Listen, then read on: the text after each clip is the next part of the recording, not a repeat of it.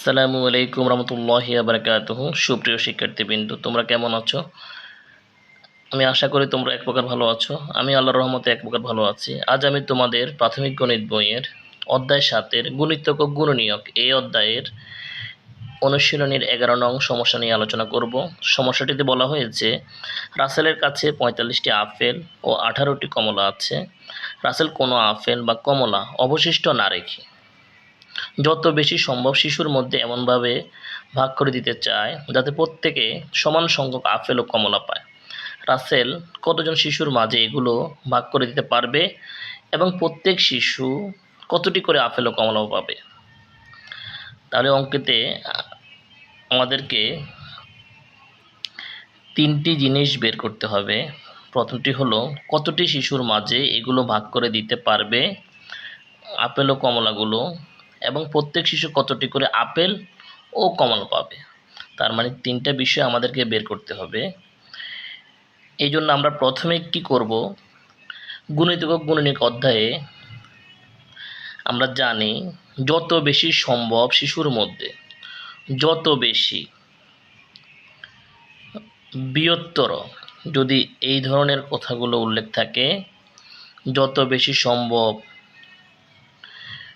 শিশুর মধ্যে এমনভাবে ভাগ করে দিতে চায়, তাহলে যত বেশি সম্ভব এই কথাটি যেহেতু উল্লেখ রয়েছে, তাহলে গুণিতক ও গুণনীয়ক অধ্যায়ে আমরা গসাগু নির্ণয় করব। সুতরাং আমরা এইভাবে সমস্যাটি সমাধান করতে পারি। সমাধান: 45 ও 18 এর গসাগুই হবে নির্ণয়ে শিশুর সংখ্যা। তাহলে 45 এর গুণনীয়ক,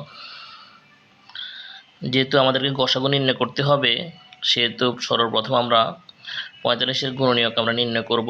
1, 3, 5, 9, 15, 45।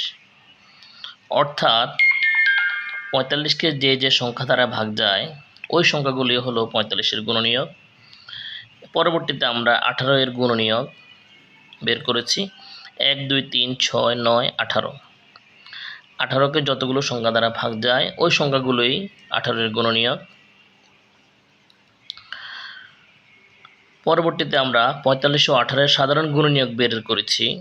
অর্থাৎ যে সংখ্যাগুলো 45 এর গুণনীয়ক এবং 18 এর গুণনীয়ক উভয়টির মধ্যে রয়েছে সেগুলো হলো সাধারণ গুণনীয়ক।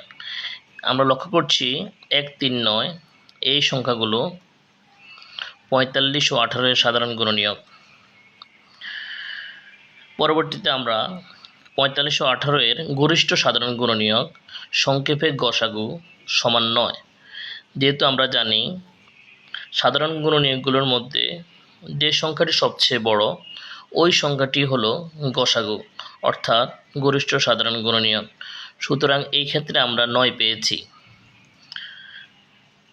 সুতরাং আমরা লিখতে পারি রাসেল 9 জন শিশুর মাঝে আপেল ও কমলাগুলো ভাগ করে দিতে পারবে। সুতরাং প্রত্যেক শিশু আপেল পাবে 45/9 সমান 5টি। প্রত্যেক শিশু কমলা পাবে 18/9 সমান 2টি।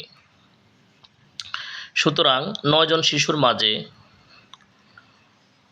ভাগ করে দিতে পারবে এবং প্রত্যেক শিশু আপেল পাবে 5টি, কমলা পাবে 2টি করে। আশা করি সুপ্রিয় শিক্ষার্থীবৃন্দ, আজকের সমস্যাটি তোমরা সুন্দর করে বুঝতে পেরেছ।